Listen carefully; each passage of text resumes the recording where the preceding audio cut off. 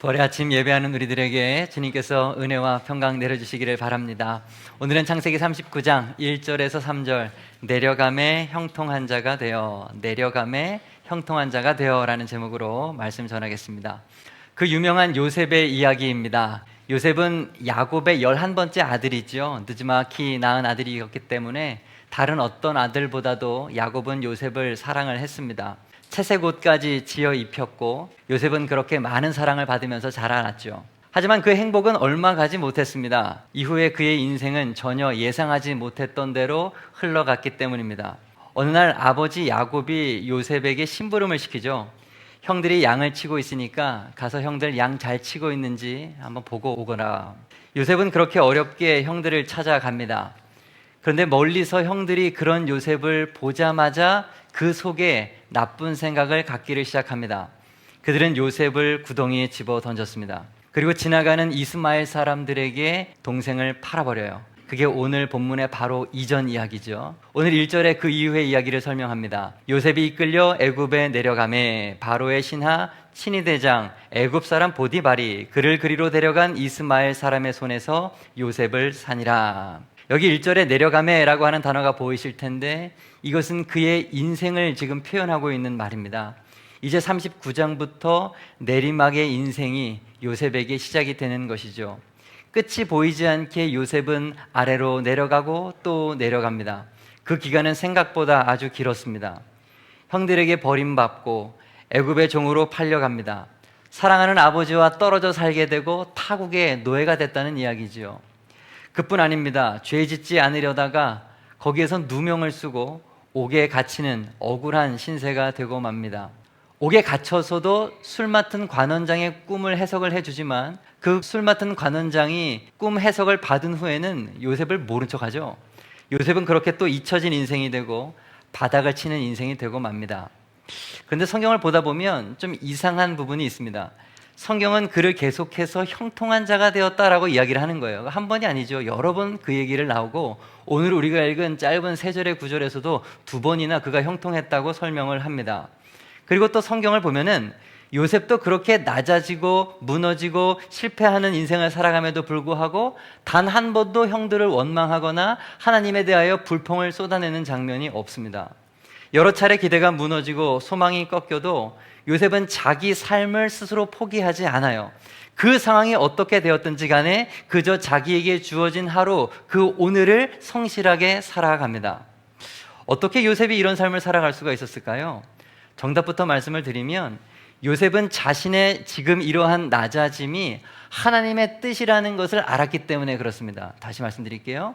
자신이 이렇게 내려가고 내려가는 삶이 하나님께서 자신을 향한 계획이라는 것을 알았기 때문에 지금 그럼에도 불구하고 견뎌낼 수가 있는 것입니다. 요셉은 지금 그냥 내려가고 실패하고 무너지는 인생이 아닌 거예요. 하나님께서 나를 낮추고 계시고 하나님이 그럼에도 불구하고 그 낮은 곳에 나와 함께 하신다는 것을 알았던 것입니다. 제가 이렇게 말할 수 있는 근거가 어디 있습니까? 나중에 45장에 가서 요셉의 고백을 보면 알 수가 있어요. 요셉이 형들에게 이르되 내게로 가까이 오소서. 나는 당신들의 아우 요셉이니 당신들이 애굽의 판자라. 당신들이 나를 이곳에 팔았다고 해서 근심하지 마소서, 한탄하지 마소서. 하나님의 생명을 구원하시려고 나를 당신들보다 먼저 보내셨나이다. 형들이 나를 판 게 아니고 하나님께서 나를 먼저 이곳에 보내신 것이니 염려하지 마십시오.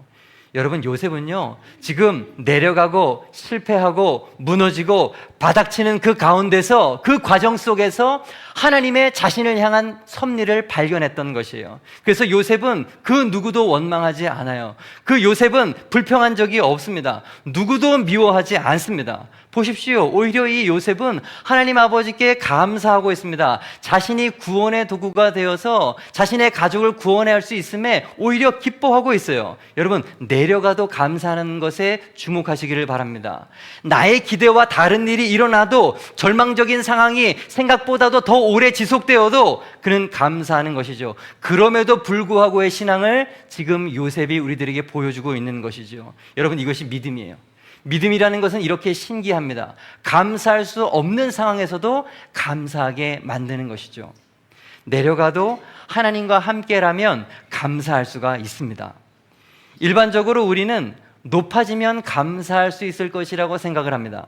남들보다 풍족하면, 좋은 것을 누리면 나는 이제 그러면 감사할 수 있다, 이렇게 생각을 하는데 사실 그렇지 않아요. 예전 부모님의 세대보다 오늘날 세대가 얼마나 더 살기 좋아졌습니까? 얼마나 풍족해졌습니까? 하지만 그때보다 지금 감사는 더 많이 줄어들었습니다. 감사는요, 풍족에서 오는 것이 아니기 때문에 그렇습니다. 오히려 반대예요.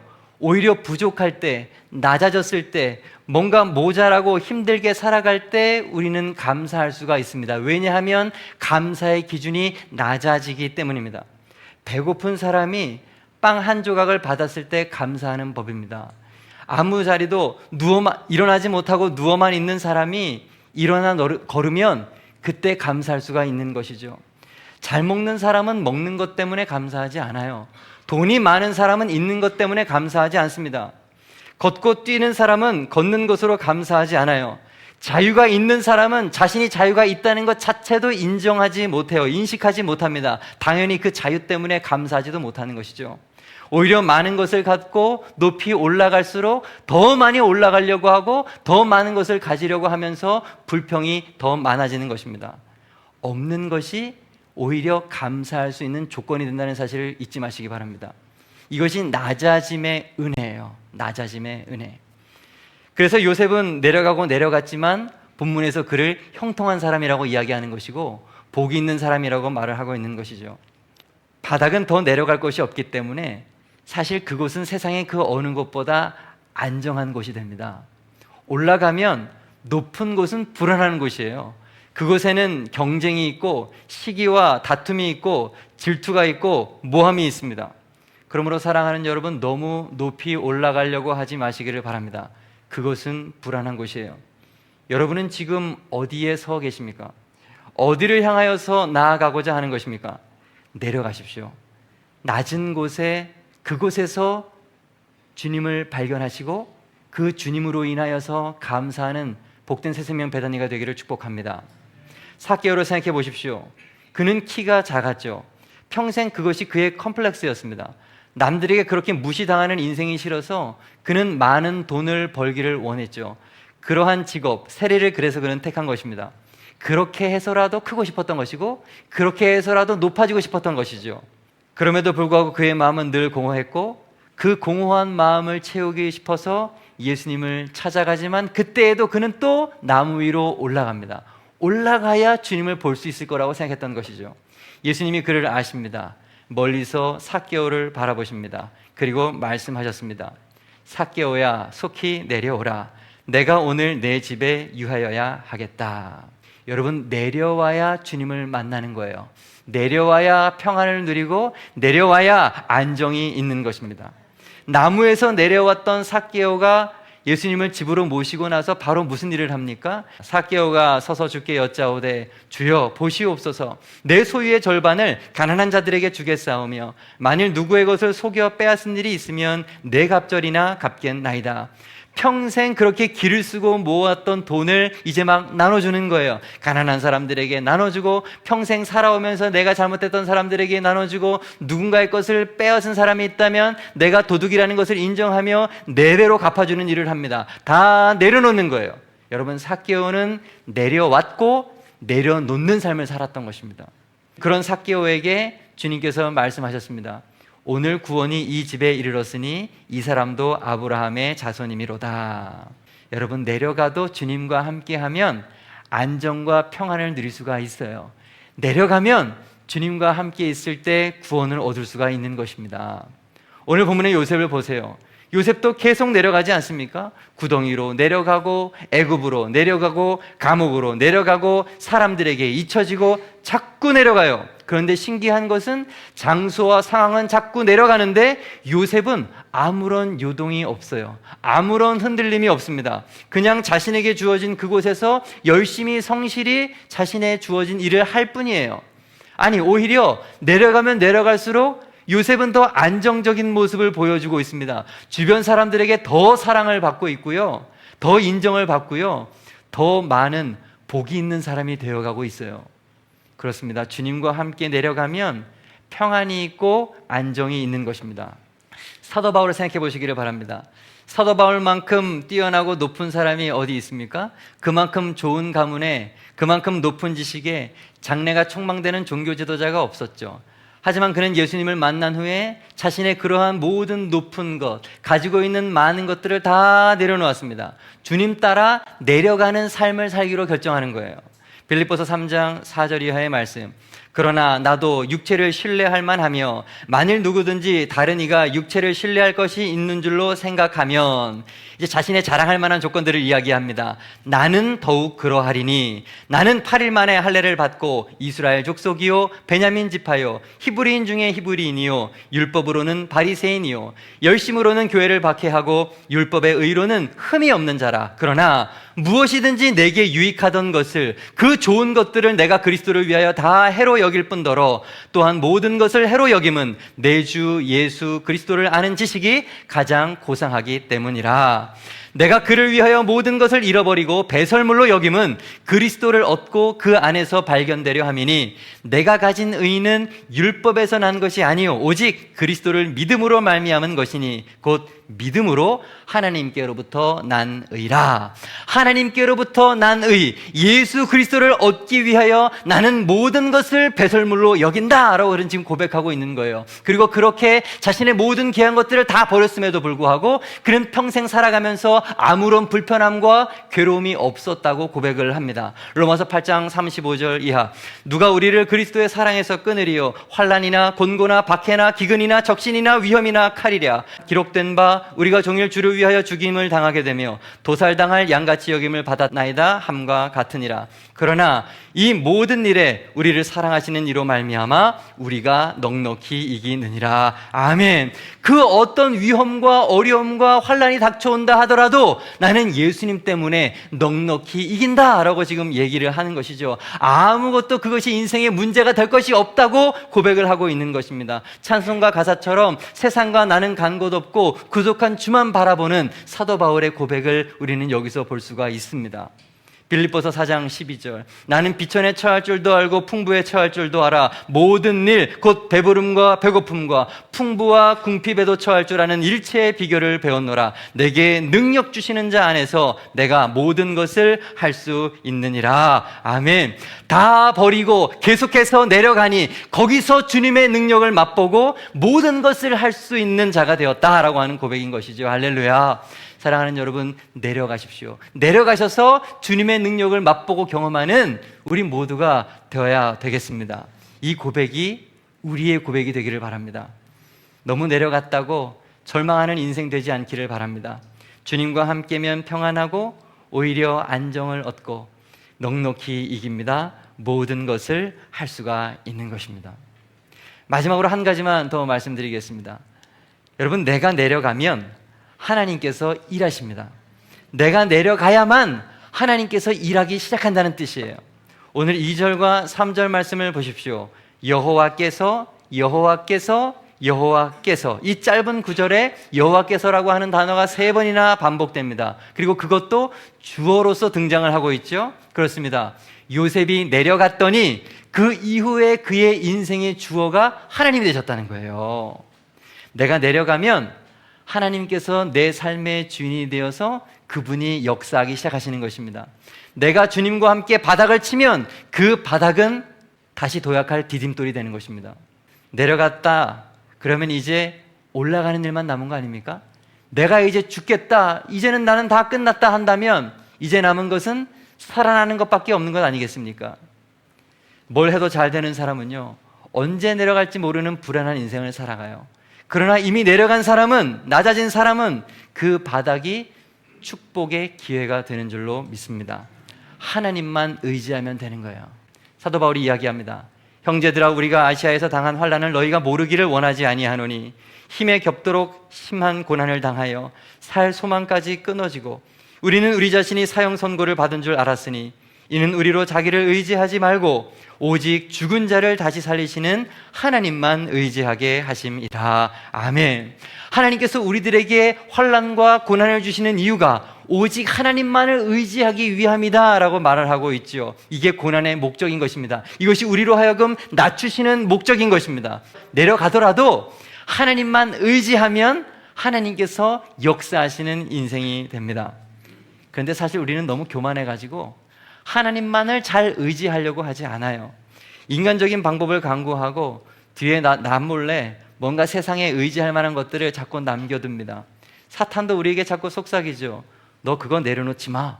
너 그거 없으면 죽는다. 꼭 붙들고 있어라. 여러분, 아니에요. 여러분, 그렇지 않아요. 하나님은 우리가 하나님 외에 그 어떤 것도 의지하지 않기를 원하시는 것입니다. 내려가라 하시고 내려놓으라고 말씀하시는 하나님의 음성을 듣기를 소망합니다. 하나님의 은혜를 붙잡기 위해서는 지금까지 내가 지고 있던 세상적인 것들을 내려놔야죠. 내려놔야 하나님의 은혜를 붙들 수가 있는 겁니다. 하나님의 은혜가 무엇입니까? 100% 하나님의 선물이잖아요. 우리의 의지와 상관없는 일방적인 하나님의 선물입니다. 하나님의 선물에는 그 어떤 것을 더하거나 첨가할 수가 없어요. 오직 하나님의 은혜만 있으면 우리는 살 수가 있습니다. 우리가 발버둥 쳐서 되는 것이 아닙니다. 아무리 우리가 발버둥 쳐도 되는 것 같지만 결국에는 무너져요. 그런데 하나님께서 은혜 베푸시면 생각지도 못한 일들이 우리들의 인생에서 일어나는 것입니다. 요셉의 생애가 그렇죠. 바닥치고 아무것도 할 수 없을 때 하나님은 다시 그를 올라가게 하십니다. 하나님은 바로에게 해석하지 못할 꿈을 꾸게 하시고 술 맡은 관원장에게 과거의 그 요셉이 생각나게 하시고 요셉은 바로의 꿈을 해석함으로 나라의 총리가 되었던 것입니다. 애국과 주변 나라를 기근으로부터 구원하는 인생이 되었고 가족을 살리는 복된 인생이 되었습니다. 39장, 40장 집에 가서 한번 읽어보세요. 얼핏 보면 요셉이 추락하는 것 같고 내려가는 것 같고 무너지고 실패하고 끝나는 것처럼 보이지만 그러나 그것은 비상을 위한 준비였던 것입니다. 설교를 시작하면서 말씀을 드렸죠. 요셉은 이미 알고 있었어요. 자신이 내려가고 내려가는 것이 하나님의 뜻이고 내려가는 그곳에 하나님이 나와 함께 한다는 것을 알고 있었어요. 그는 나의 계획이 중요한 것이 아니라 하나님의 계획이 더 중요한 것을 알았던 사람이고 내가 일하는 것보다 하나님께서 일하시는 것이 더 중요한 것을 알았던 사람인 거예요. 여러분, 내가 자꾸 하려고 하면 지칠 뿐이에요. 내가 하려고 하면 거기서 원망과 불만이 나올 뿐입니다. 수고하지만 거두는 것이 없어요. 그러나 하나님이 하시면 다릅니다. 우리가 생각하지도 못했던 크고 놀랍고 은밀한 일들을 하나님은 보여주십니다.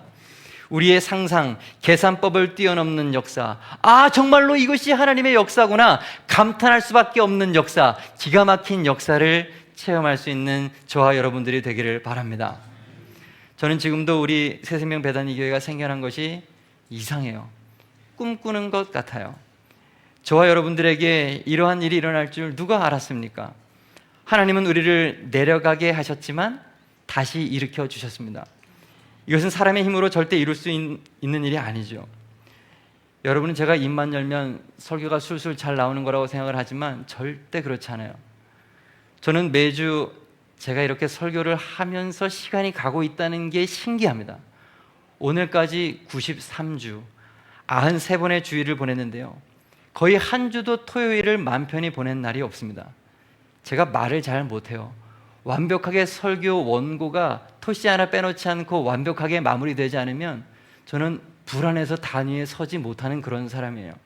그런데 꾸역꾸역 여기까지 왔어요. 앞으로 어떻게 될지 잘 모르겠어요. 여러분 기대하지 마세요. 그냥 오늘까지 온 것이 매일매일 너무 신기하고 기이합니다. 그래서 나도 모르는 사이에 툭툭 나와요. 하나님, 이거 정말 하나님이 하신 게 맞군요. 하나님이 하신 게 맞군요. 제가 한 것은 아무것도 없음을 제가 압니다. 하나님을 찬송할 수밖에 없는 겁니다. 주님을 처음 만났던 베드로 이야기를 잘 아시죠? 밤이 맞도록 수고하면서 그물을 던졌지만 밤새 한 마리 고기도 그는 잡지 못했죠. 저주 아래에 있는 인간, 우리 인생의 모습이 어떠한지, 자신의 힘으로 살아가는 인생의 비참함이 어떤지를 우리들에게 보여주는 이야기인 거예요. 절망과 허무로 끝나는 인생인 것이죠. 하지만 주님의 말씀을 의지하여서 다시 그물을 던졌더니 고기 잡은 것이 그물을 찢어질 만큼 많이 잡았다는 거예요. 동무들을 불러다가 2배 가득 채우게 되었고 그 배가 가라앉았다라고 성경은 기록하고 있습니다. 여러분, 이것이 하나님의 은혜인 거예요.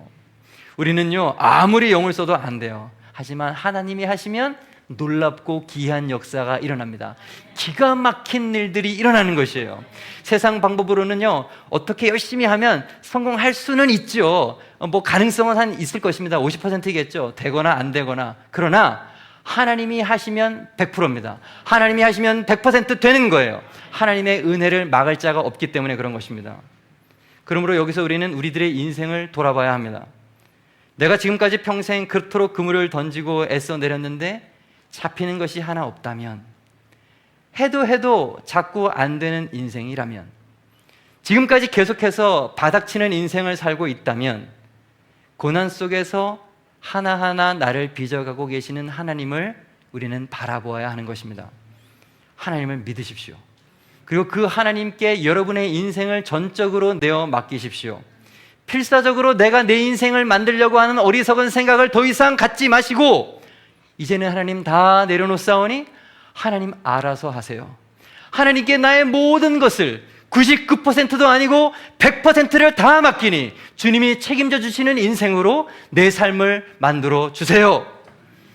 그렇게 내어 맡기세요. 그때 하나님은 비로소 일을 시작하시는 것입니다. 예수님이 정말로 여러분의 인생의 주인이 되게 하십시오. 내가 주인의 자리에서 먼저 내려올 때 하나님이 역사하기 시작하시는 것입니다.